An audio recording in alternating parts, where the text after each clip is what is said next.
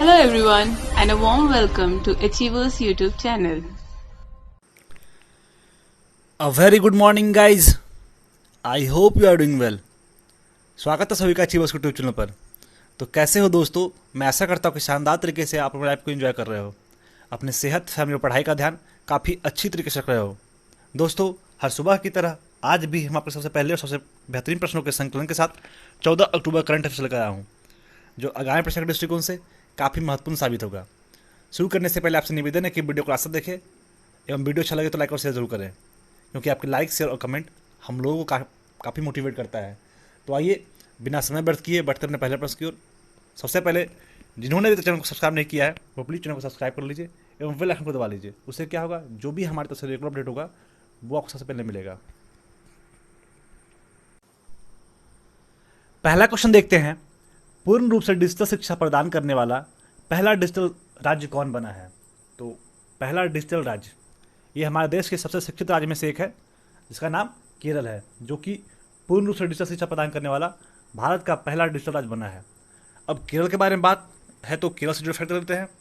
Capital का है तिरुअनंतपुरम और लार्जेस्ट सिटी भी इसका तिरुअनंतपुरम ही है। गवर्नर अरीफ मोहम्मद खान और चीफ मिनिस्टर पिनराई विजयन। विधानसभा में 140 सीट है और एरिया बाय रैंकिंग 21 है। पॉपुलेशन बाय रैंकिंग 13 है और लोकसभा में 20 सीट है। राज्यसभा में 9 सीट है। यहाँ कुछ इंपॉर्टेंट नेशनल पार्क है जिसके बारे में देख लेते हैं। Anamudi 16 national park, Ernakulam national park, Mathikettan 16 national park और Pampadum 16 national park, Periyar national park, silent valley national park. Silent valley, Periyar, उसके बाद अनामुडी 16, ये तीन जो है वो ज़्यादा इंपॉर्टेंट है। बाकी और तो है ही, ये तीन को आप लोग को याद होना ही चाहिए।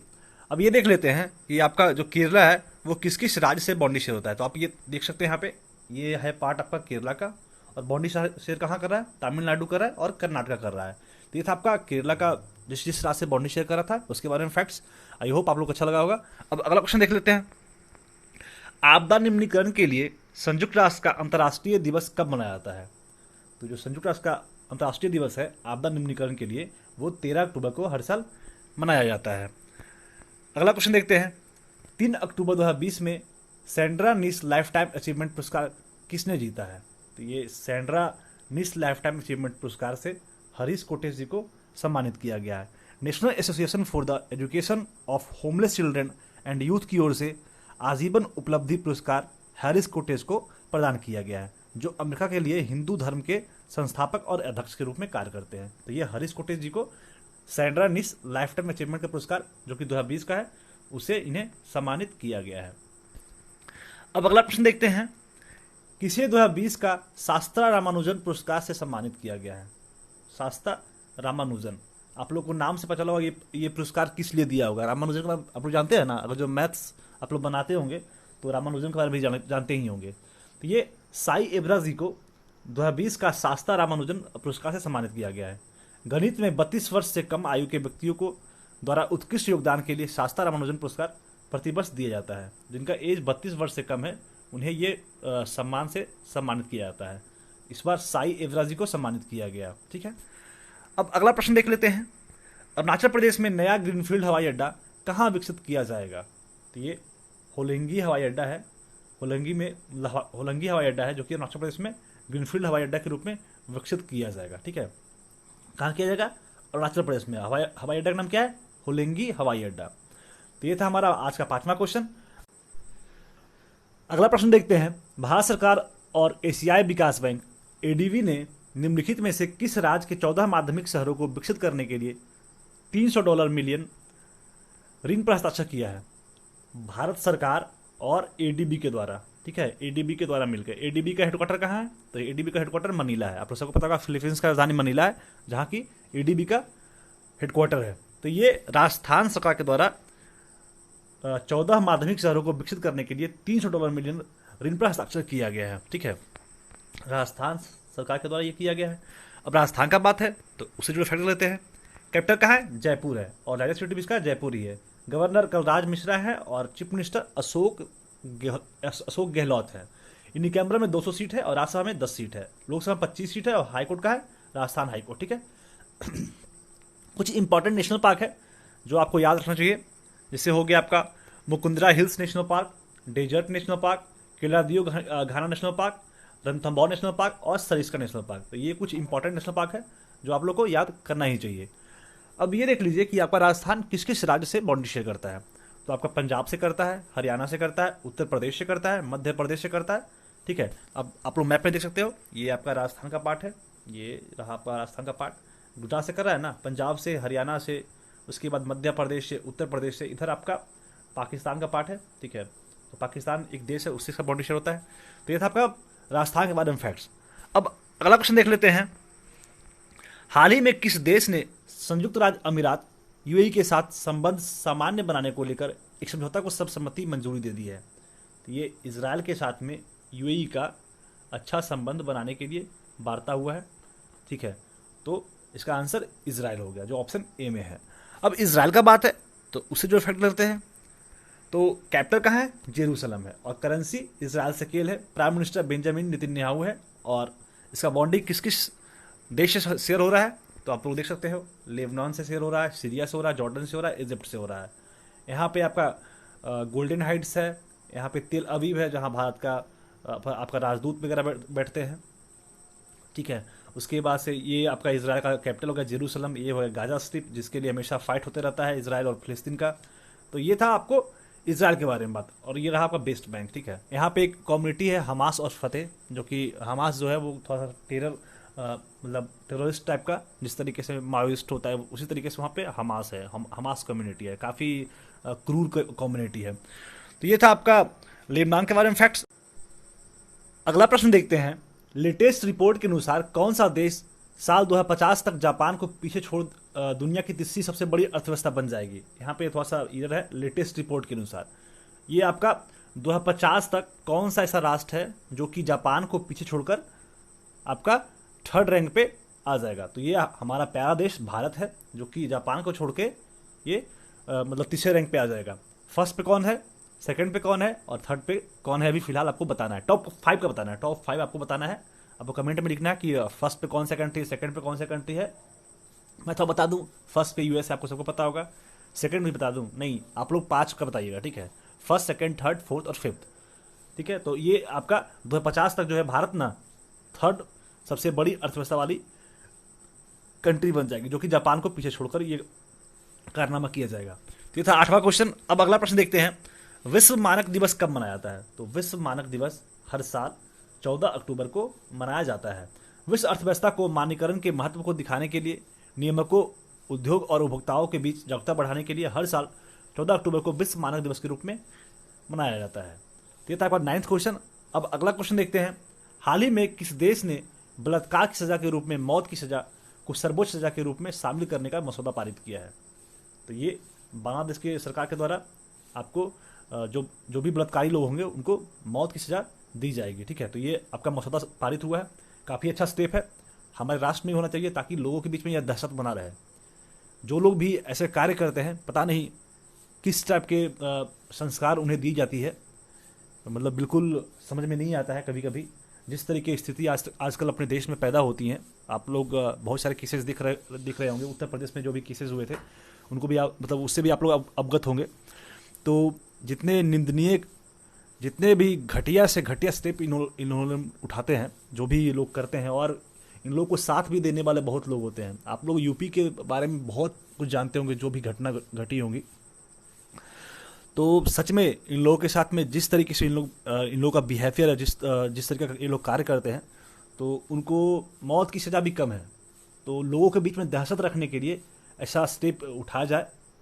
तो अगर जो कोई व्यक्ति ऐसा करता है तो उन्हें बिल्कुल फांसी की सज़ा होनी ही चाहिए, तब ना अगले इंसान को हिम्मत नहीं करेगा, रूह कांपेगा कि नहीं भाई अगला कुछ किया तो उसको भुगतना पड़ा जाता है। तो थोड़ा सा ये मेंटालिटी माइंड में मतलब डर रहता है। तो ये बांग्लादेश देश में ये आपका बलात्कारी की सज़ा के रूप में मौत की सज़ा सर्वोच्च सज़ा के रूप में शामिल करने का मसौदा जारी किया गया है। ये था 10वां क्वेश्चन। अब देख लेते हैं बांग्लादेश का फैक्ट्स। कैपिटल कहाँ है, ढाका है, और लार्जेस्ट जो आपका ऑफिशियल लैंग्वेज है वो बंगाली है। प्रेसिडेंट अब्दुल हमीद है और पीएम शेख हसीना है। करेंसी टका चलता है और पार्लियामेंट को जातीय संसद भवन बोलते हैं। ये देख लीजिए, अगर बांग्लादेश भारत के किस किस राज्य से बाउंड्री शेयर होता है, तो आपका वेस्ट बंगाल से कर रहा है, मेघालय से कर रहा है, त्रिपुरा से, मिजोरम से और असम से। तो ये था आपका बांग्लादेश का बॉन्डी, जो कि भारत से सबसे ज़्यादा राज्यों से बॉन्डी शेयर होता है। अब अगला प्रश्न देख लेते हैं। FATF ने एशिया पैसिफिक ग्रुप ने पाकिस्तान को पुरस्कृत निरंतरता सूची में रखा है। देखिए इसका आंसर भी इन्होंने दे दिया है। जो भी हमारे PDF क्रिएट करते हैं, जो भी हमें क्वेश्चंस क्रिएट करते हैं, उनसे थोड़ी सी गलती हुई है। FATF जो एशिया पैसिफिक ग्रुप है, इसमें किसको निरंतरता सूची में रखा गया है? तो ये पाकिस्तान राष्ट्र को निरंतरता सूची में रखा गया है। अब पाकिस्तान का बात है तो उससे जो फेर करते हैं, कैपिटल कहाँ है? इस्लामाबाद है, और कराची जो है इसका राज्य सिटी है। प्रेसिडेंट आरिफ अलवी है और प्राइम मिनिस्टर इमरान खान है।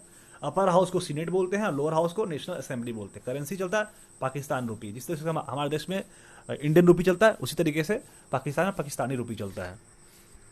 चलिए आप लोग ये बताइए, पाकिस्तान से भारत का कौन कौन से राज्य का बॉन्डी शेयर होता है? तो आप लोग को ये बताना है कि पाकिस्तान से भारत का कौन कौन से राज्य का बॉन्डी शेयर होता है। चलिए अब अगला क्वेश्चन देख लेते हैं। IPL में 100 मैच हारने वाले पहली टीम कौन बनी है? हारने वाले, जीतने वाले नहीं।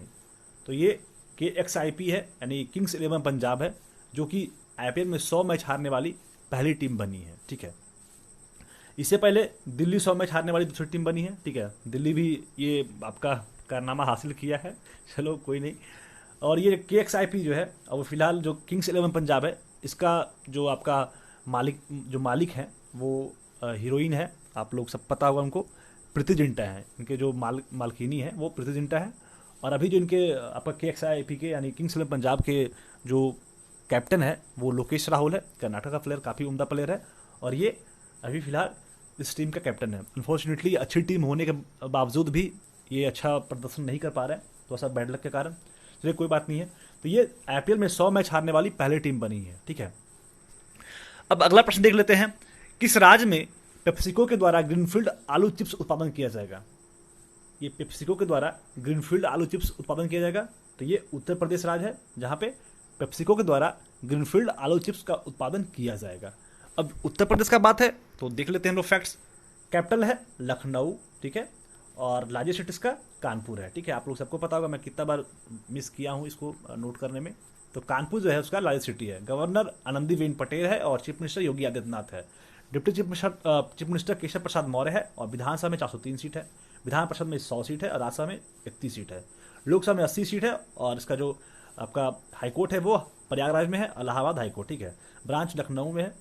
अब कुछ नेशनल पार्क इंपॉर्टेंट है, कुछ क्या है, एक है जिसका नाम है दुधवा नेशनल पार्क, जो कि काफ़ी इंपॉर्टेंट है, आप लोग को याद होना चाहिए। और उत्तर प्रदेश है, किस किस राज्य से बॉन्डी शेयर होता है? पहले तो आपका नेपाल से कर रहा है, एक देश है उससे शेयर कर रहा है। उसका उत्तराखंड एक राज्य है बिहार भारत का, उसका बिहार से कर रहा है, झारखंड से कर रहा है, छत्तीसगढ़ से कर रहा है, मध्य प्रदेश और राजस्थान और हरियाणा। आप लोग फैक्ट्स में देख लीजिए, मतलब मैप में देख लीजिए, ये आपका उत्तर प्रदेश का मैप रहा। ठीक है, अब उत्तर प्रदेश कहाँ से टच कर रहा है? उत्तराखंड, हरियाणा, दिल्ली, राजस्थान इधर है, मध्य प्रदेश, बिहार, झारखंड और छत्तीसगढ़। तो ये कुछ राज्य है जिससे इसका बॉन्डी शेयर हो रहा है। अब अगला प्रश्न देख लेते हैं। chess.com 2020 चैंपियनशिप के विजेता कौन बने हैं? तो ये निहाल सरीन जी हैं, जो कि chess.com 2020 के चैंपियनशिप के विजेता बने हैं। ये 14 साल के उम्र में ही ये ग्रैंड मास्टर बने थे। ठीक है, ये 14 साल के उम्र में ही ग्रैंड मास्टर बने थे, और इस बार chess.com 2020 के चैंपियनशिप के विजेता ये बने हैं। अब अगला प्रश्न देख लेते हैं। फेसबुक ने उभरती तकनीकी के लिए निदेशक सार्वजनिक नीति के रूप में किसे नियुक्त किया है? तो ये सुनील अब्राहम जी को फेसबुक ने उभरती तकनीकी के निदेशक के सार्वजनिक नीति के रूप में नियुक्त किया है, सुनील अब्राहम। ठीक है, अब फाइनली मूव करते हैं क्वेश्चन ऑफ द डे की तरफ, जिसका आंसर आप लोगों ने काफ़ी अच्छी तरीके से दिया था। क्वेश्चन है, दीनदयाल अंत्योदय रसोई योजना किस राज्य सरकार द्वारा लॉन्च किया गया है? तो ये मध्य प्रदेश राज्य है, जिसके द्वारा दीनदयाल अंत्योदय रसोई योजना का शुरुआत किया गया है, लॉन्च किया गया है। और इस प्रश्न का आंसर रामरेखा प्रसाद जी के द्वारा काफ़ी अच्छी तरीके से दिया गया। रामरेखा प्रसाद जी, इसी तरीके से आप हर दिन आंसर करते रहिए। भगवान आपको खूब सारी शक्ति दे, खूब सारी ऊर्जा दे, एवं आप घर परिवार एवं अचीवर्स का नाम रोशन करो। तो जितने से भी आपके माइलस्टोन्स हैं उसको जल्दी से अचीव करो और बहुत अच्छा कार्य करो। ठीक है, तो इसका आंसर इन्होंने दिया था। और मैं कुछ क्वेश्चन पूछा था, जैसे फ्रेंच ओपन कौन से कोर्ट पे होता है, उसका जो जर्मनी है वो कौन सी नदी के किनारे बसा हुआ है। तो ये कुछ क्वेश्चंस थे जिसका आंसर इन्होंने काफ़ी अच्छी तरीके से दिया है। तो आप लोग से भी रिक्वेस्ट है कि आप लोग भी हर दिन आंसर दीजिए। अगर जो आप लोग हर दिन वीडियो देख रहे हैं तो क्या फ़र्क पड़ता है, 2 मिनट का आपको आंसर देने में लगेगा। अगर जो कोई क्वेश्चन का आप आंसर कर रहे हो तो आपको वो क्वेश्चन वहीं याद हो जाता है और एग्जाम में आप वो गलतियाँ नहीं करते हैं। तो बस आप लोग से मेरा रिक्वेस्ट रहेगा कि आप लोग आंसर दीजिए, बाकी आपका काम है, आप लोग मेरा रिक्वेस्ट को मानते हैं या नहीं मानते हैं। अब अगला प्रश्न जो है वह है क्वेश्चन द डे, जिसका आंसर आप लोगों को कमेंट में आज देना है। क्वेश्चन है, हाल ही में कौन से टेनिस खिलाड़ी रोजर फेडरर के साथ सर्वाधिक ग्रैंड स्लैम जीतने की बराबरी की है? तो रोजर फेडरर के साथ में सर्वाधिक ग्रैंड स्लैम जीतने की बराबरी कौन किए हैं? Option A Rafael Nadal, option B Novak जोकोविच, ऑप्शन डोमिनिक थीम और ऑप्शन डी ए मैक्स। तो इसका आंसर आप लोग को कमेंट में देना है और जो भी व्यक्ति के बारे में होगा उनके बारे में सारे फैक्ट्स बताना है, ठीक है। जैसे राफेल नडाल है या नोवाक जोकोविच है तो ये कौन से राष्ट्र से हैं, कौन से कंट्री से हैं, उसके बाद से वो कितने ग्रैंड स्लैम जीते हैं, तो जो भी सारे फैक्ट्स हैं, अभी रिसेंटली वो कौन से जीते हैं, फ्रेंच ओपन जीते हैं कि विंबलडन जीते हैं कि अमेरिका ओपन जीते हैं, यूएस ओपन जीते हैं, तो वो सारे फैक्ट्स आप लोग को कमेंट में आंसर करना है। तो बस आप लोग से मेरा रिक्वेस्ट रहेगा कि ज़रूर आप आंसर कीजिए। यदि आप जीके जीएस या स्टैटिक के कोई भी विषय का फ्री स्टडी मटेरियल पढ़ना चाहते हैं तो हमारे वेबसाइट पर ज़रूर विजिट करें, जिसका लिंक नीचे डिस्क्रिप्शन में दिया हुआ है। साथ ही साथ जीके जीएस करंट अफेयर्स की डेली क्यूज़ के लिए हमारे टेलीग्राम ग्रुप को ज्वाइन करें। आज के पीडीएफ के लिए हमारे ऑफिशियल टेलीग्राम चैनल को सब्सक्राइब करें, इसका भी लिंक नीचे डिस्क्रिप्शन में दिया हुआ है। आप लोग पढ़ते रहें, घर पे रहें, सुरक्षित रहें और यदि वीडियो अच्छा लगे तो लाइक कर दें और इसे अपने सगे संबंधियों दोस्तों में शेयर करें। और यदि आप हमारे चैनल पर नए हैं तो चैनल को सब्सक्राइब कर लें। वीडियो में अंत तक बने रहने के लिए बहुत बहुत धन्यवाद। मिलते हैं आपसे अगले दिन। जय हिंद।